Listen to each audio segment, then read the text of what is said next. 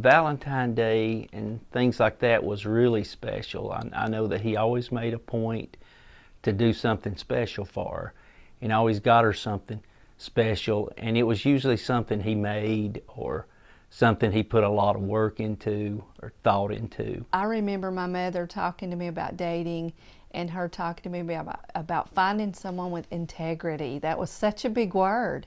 I'm not sure I really knew what it meant, but she explained to me about what integrity was through the life of my family and my dad. And to me, he was larger than life. He was like a superhero to me. I was stationed in England in the Air Force, and in 1984, my parents came over and we toured England for 5 weeks.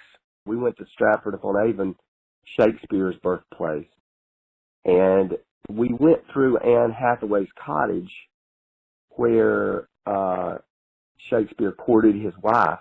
The tour guide described the bench where he would sit and court her.